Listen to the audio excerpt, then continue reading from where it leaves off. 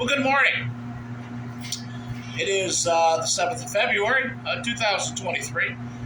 We're running right at set point this morning, 1699.49, just a slight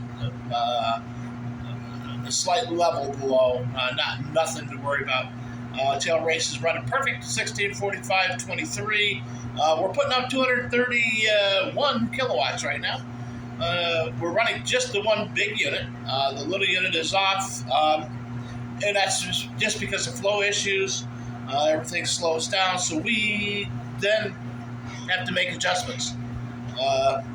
We're slowing it down just simply because this time of the year, things are froze up. So we're not getting any snow. We're not getting any rain. We're not getting any melt. So things are hanging in there. This morning's temperature was we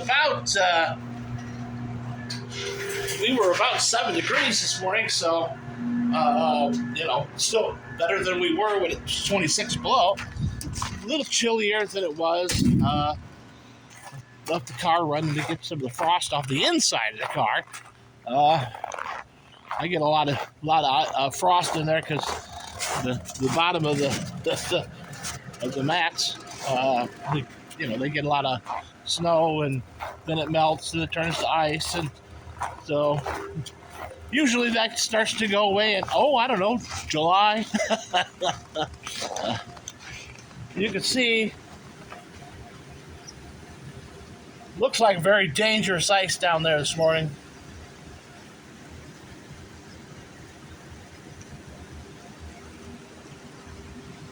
Well, doesn't look it's opened up a little bit. You can see it's dropped. So the water level has actually dropped a little bit. So I think we're going to see some more major melting coming.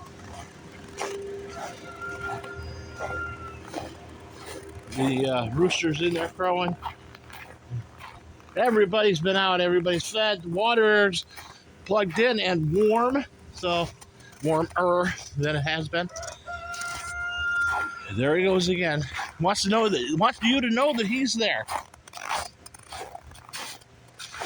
Still no movement on the spring or the drainage for the spring, so it is what it is. We get ice, and it takes a little while for it to leave.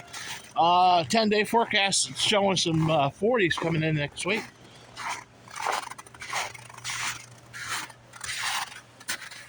I chopped a hole yesterday in the, there goes a log truck up there on the hill.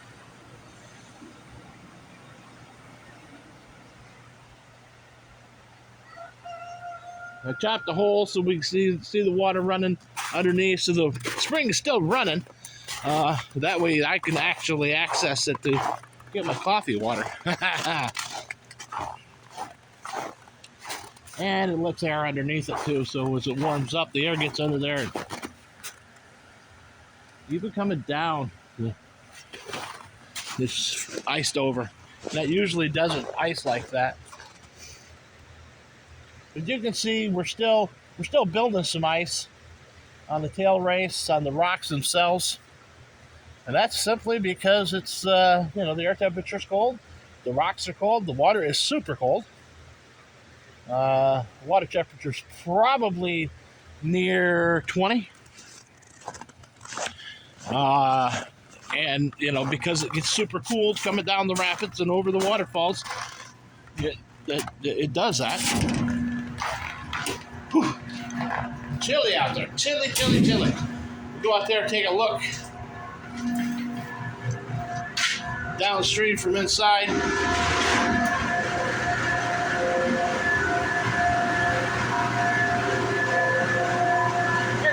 Air temperature still right around 120 coming out of the unit.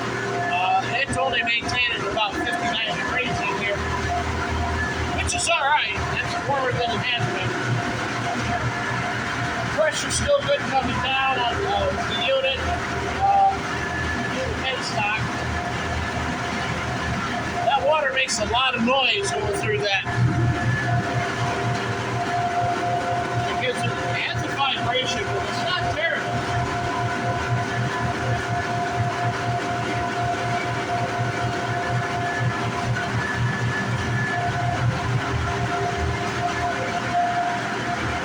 Get you a shot down here.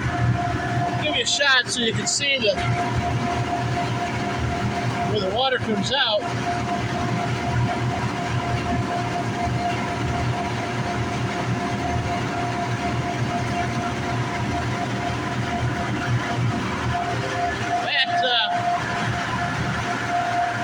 This tube here goes through the step here. Actually, the step is built over it. Runs down through, and that's the big one, the big tube coming out that you see all the, you see kind of right there by the box. You can see that tube on there. The other one is the little unit. They work the same way. Water comes down, pinstock goes through, circles around, discharges out through the center. After it turns the turbine itself, the turbine is inside that section right there, which then comes onto the shaft. The shaft then spins through this is just a bearing block. Up through here, the speed increaser. Also, this one's just called a fault gearbox. That's on the back end there. That's a difficult one to see, but out through there, couples in to the generator here. The RPM on that is about 1,200 RPMs. Coming in is probably somewhere around 200. Basically, the same scenario here. This is the discharge tube right there, going out through the wall. The water comes in. You can see where it comes in right here. It comes in that tube, makes the circle. Gets discharged, pushed out through the middle. Turbine goes out to the gearbox to the generator on the end. These generators work on three-phase electric. They are AC. It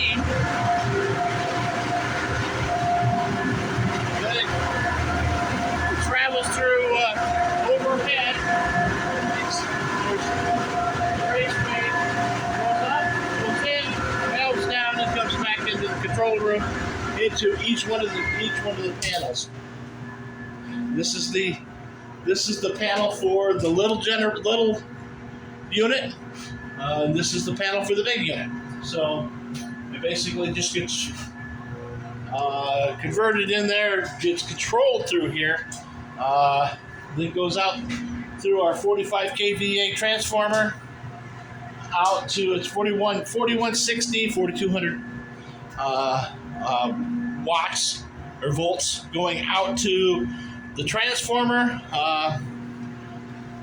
Then the transformer then transforms it up, kicks it up to 31, basically 31,000 volts. But each time it comes up, it drops amperage, which still at 1 amp 1 amp will still kill you, but so we generally we're generally running about somewhere in the neighborhood of 10 amps coming out, 10 to 15 amps coming out of the units. We're just stepping it. Each time we step up the voltage, we're stepping down the amperage, just because we don't need the power. So once it gets out there, it's running up the line to speculator to the junction at the grid, and then it's running about 3 amps at that point, but it's 32,000 volts, so 3-phase. So high voltage, higher voltage means lesser amperage. Not necessarily required to run the higher amperage. And then it gets straight. Then the grid then takes care of it at that point. They kick it up and down. It's very common to run through a neighborhood of 7,000 volts. So those wires that are hanging up, that are up above, if they hit the ground, don't touch them. They'll kill you. Anyways, so that's pretty much all they got. Today we're going to work on the boiler. I've got Daniel, Kurt, Lee, Donna, and I are going to be working on finishing up the loops. Lee and I got about everything ready in the kitchen yesterday because there was nobody there. We would have done underneath, but we didn't have the extra person to go underneath. We could probably do it with one, but it would be difficult. So it's easier to do with 2 people to get underneath. So we'll do that. I'll send Daniel and Kurt upstairs, and they can put the baseboards, get that ready. The biggest problem is we got to get through the walls. So set the baseboards up, make a mark on the wall and say, there's where we're going to go, there's how we're going to go. And then they can take the drill holes, or if they can't drill the hole, then we can most definitely cut it out with the little saw. So the little saw is just I don't know. Daniel uses it. It's a vibrating saw. Anyways. So yeah, it's not really. I don't consider it a saw. It's more like a, little shaver. But he'll take care of that part. We get that part. He's only going to be here until about 11:30. Then he's got to go because his wife's got to go to work. So today's his day off. So and then that'll reduce it down to just the 4 of us. Which by that time we should have the downstairs loop up and running. That is the plan. And then we can concentrate on the upstairs. So I'd like to wrap up the house, that part of it this week. We'll still probably have to get underneath to do some the plan is we will have to, at this point, you have to get underneath it and change some lines and shorten them up and make a difference there. I did get the insulation for it yesterday, so what we put in today, we will definitely insulate and make sure that it's up and safe, out of the way, taken care of. We can insulate what we need to insulate. I still got the bathroom that I'm going to have to come back to when we know something about layout for that bathroom. It is set up to run a short little loop, and we may not even need it because in that room is the boiler. It's in a closet, but we might be able to just put a vent on that and get enough heat out of that to make it to do what we need to do. Anyways, yeah. So we're that's what the plan is for today. We'll see how things go. Hopefully we can get things wrapped up. I need to get up to Sabile and start doing some work up there. That will happen tomorrow, or tomorrow or Thursday. Friday we'll have to see where we're going to end up. Because I have to go. I've got to go to Saratoga again this week some point, and it's difficult to get all these things. It's difficult to with just me. It looks like it's going to end up just me for a while. And so I don't know. I guess to make some decisions. Yeah, but it's difficult for me to run service calls and do these kind of jobs. So I may have to just do service calls and not these major projects because they seem to. Although they're nice, it's nice to be able to go do a job and say, okay, I'm going to be here for a week. But that's not conducive to what my business plan is. And I am a service company, not a install company. So that's neither here nor there. But got to figure out what I got to do. And do it because it doesn't look like we're going to have Barbara Brian here to help out. So, which is all right. I understand. Makes perfect sense to me. This is not the spot. Where we're at here in New York is not the best spot to be to try to make a living. And especially if you're a young person, it's very poor economy here. Because of the location, everything's an hour away. Even the pharmacy, to go to the pharmacy is still 35 miles to go to the pharmacy one way. We have a local grocery store. Slash hardware that really is like a general store. That's what we got. The other hardware closed down, not because of lack of business, because of poor management and not management but ownership. Poor ownership. The owner just was tired of doing it. Wasn't going to do it. Wasn't going to put a nickel in it. Although he was making money on it. So anyways,